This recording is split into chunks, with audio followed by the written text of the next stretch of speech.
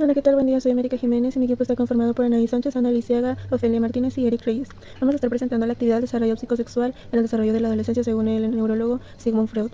Va con el objetivo de explicar más a detalle, pero con una manera más sencilla, cómo se va dando el desarrollo psicosexual desde la infancia hasta que ya se define una persona adolescente. Para él, la personalidad no es algo fijo que se queda desde que tienes un proceso cognitivo, sino que se va desarrollando conforme va pasando tus etapas desde la infancia, la niñez, la adolescencia hasta la adultez.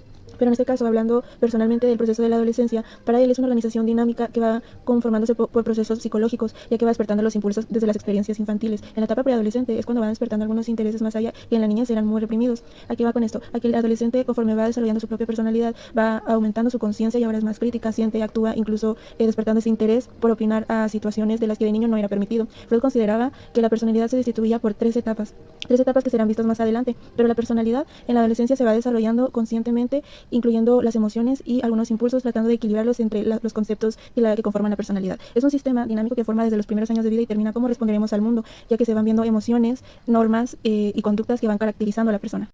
Según Sigmund Freud, la personalidad está constituida por tres conceptos de la personalidad, las cuales son estructuradas como el ello, el yo y el superyo. ¿Qué son estas tres conceptualidades? Bueno, el ello es la búsqueda de nuestro placer propio, la cual está presente desde que el momento en el que nacemos, ya que no es algo consciente y no es distintivo entre lo real y lo imaginario. Por ejemplo, cuando un niño en la etapa de su infancia tiene hambre, empieza a actuar desde el ello, ya que solamente está buscando lo que él necesita en ese momento sin ser consciente de todo su entorno.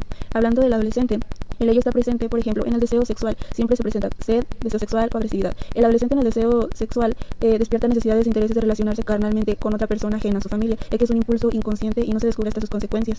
Pero es algo que busca desde su necesidad sin ser consciente de una satisfacción inmediata. No considera normas o realidad, emociones, etc. Simplemente es impulsivo, racional y automático. La parte del yo es la parte más racional, aunque es un punto intermedio entre el superyo y el ello, ya que es más consciente de nuestro entorno y de ciertas consecuencias de cómo actuamos, pero no es completamente madura, lo que define nuestra personalidad. Entonces, ¿cómo es que funciona el yo? Es como una controversia, ya que es una parte intermedia donde puede ser socialmente aceptado controlando algunos impulsos, pero se decide la manera en la que nosotros buscamos satisfacer ciertas necesidades psicosexualmente hablando, según Sigmund Freud. Este concepto trabaja bajo los principios de la realidad, en donde se piensa, se organiza, se decide, se analiza, se observa, etc. Incluso hasta se empatiza. ¿Cuáles son las principales funciones de este concepto? Pues son simplemente pensar, planificar, resolución de problemas, controlar algunos impulsos que ante el entorno pueden ser mal vistos o simplemente la toma de decisiones. La parte del superyo, o mejor llamada como el superego, es la parte más normativa, moralmente hablando, ya que se muestran un poco más de valores y normas éticas para conformar la personalidad. Esto se forma a base de enseñanzas desde la educación de los padres o la educación en la escuela debido a los maestros, lo que se va enseñando en los docentes. ¿Cómo es que funciona el superyo? Pues el superyo funciona evaluando si algo está bien o mal, ya que se busca siempre respetar las normas que se nos imponen. Se busca siempre la perfección moral, aunque a veces sea algo difícil o algo exigente de seguir en su proceso normal, ¿no? Para Freud, el superyo siempre se distribuía entre la conciencia y la ideal entre uno mismo. ¿Qué quiere decir? Que la conciencia sí nos decía, cuando algo tenemos culpa o hacemos algo incorrecto, se genera este remordimiento dentro sabiendo que afectamos la moralidad que debemos de haber respetado, y que es la ideal del yo mismo, es la que nos hace siempre aspirar entre ser buenos, ser responsables, ser conscientes, posiblemente ser excelentes ante la situación que nos postemos. Por ejemplo, ¿cómo funciona nuestro desarrollo personal? Podemos sentir culpa después de decir una mentira, pero incluso nadie la supo, y esa es la acción del superyo. En este caso hay que sumar importancia a los años en donde se hicieron estas observaciones, que fueron 1940 y 1964.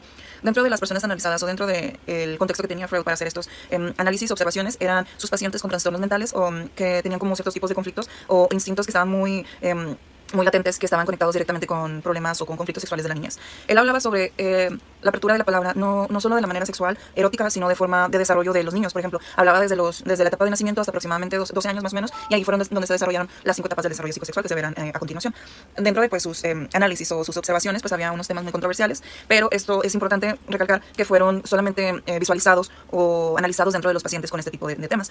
Él hablaba sobre esta etapa particular también porque habían problemas o conflictos dentro de 3 partes importantes y posteriormente se vieron desembocadas o desarrolladas en la adolescencia o en la adultez, y esto impactaban 100%, según él, en trastornos o conflictos que estaban directamente relacionados, como por ejemplo oral o anal o genital, y esto también apoyaba a la teoría debido a que estos pacientes tenían, yacían con tendencias particularmente sobre los gustos de las personas o ciertas tendencias de actividades o pues sí, enfoques de sus dinámicas dentro de sus trastornos que él había analizado. Esto durante el siglo XIX pues no era tan digamos, estudiado, entonces sí hay importancia en el concepto de la motivación inconsciente, que en este punto pues había muchos científicos que estaban proclamándose en contra de Freud. Sin embargo, pues una cosa de reconocer o que se dieron cuenta era que había un tanto de crédito a la importancia que él tenía en el desarrollo, tanto desde el nacimiento hasta posteriormente, ¿verdad? ¿Por qué? Porque él fue el pionero que se atrevió a investigar este tipo de etapas particularmente, y esto también ayudaba a enfocar donde ella hacían ciertos estudios que habían que investigar un poquito más, como eran las angustias, miedos o emociones poderosas que iniciaban dentro del desarrollo desde nacimiento hasta la etapa de la adolescencia.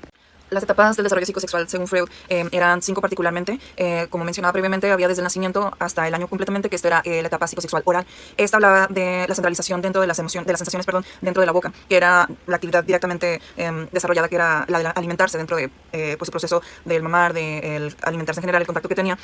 Posteriormente, si era abruptamente quitada, esto yacía en problemas estrechos para hacerse muy dependiente de la pareja.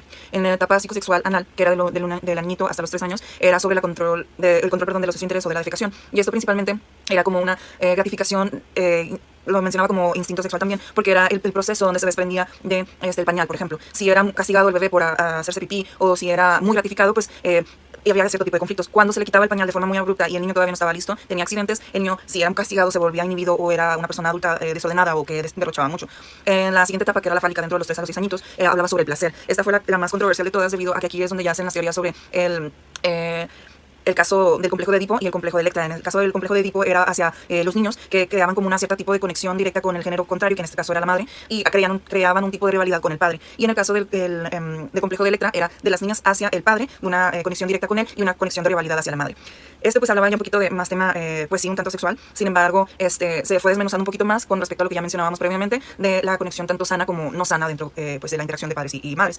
Posteriormente, a los 6 años inicia la etapa de la latencia, y que va abordando desde los 6 hasta los 11 años aproximadamente, que eran sobre los traumas. Y esto particularmente era relacionado con lo que mencionábamos previamente, que era este complejo de rivalidad o de necesidad de tanto con el mismo sexo como con el contrario. Y esto es donde inicia a desmenuzarse un poquito más el yo y el super yo, con las capacidades de resolución, tanto en la escuela, tanto como en la sociedad. Y ahí es donde empezaban a interiorizarse los valores que tenían cada uno de estos individuos dentro de su etapa de la niñez. Ya posteriormente, en la etapa psicosexual, hablaba ahora sí de los 2 años en adelante, de la etapa genital. Esto pues ya viéndose dentro de la pubertad, claro, en donde desencadenaba ya sus impulsos un poquito más abiertamente. Los adolescentes ya tenían deseos sexuales para presentarse estos tipos de satisfacciones o de poder saciarlos, por así llamarle. Ya había maneras socialmente aceptables para poderlo hacer. Y el desarrollo, si era sano, pues hacía que los niños tuvieran una conexión directa de adultos con una crianza respetuosa, con una buena relación en pareja, y posteriormente, si seguían de esa manera desenvolviéndose, tenían una buena conexión de esta manera, y de lo contrario, pues era pues todo lo contrario.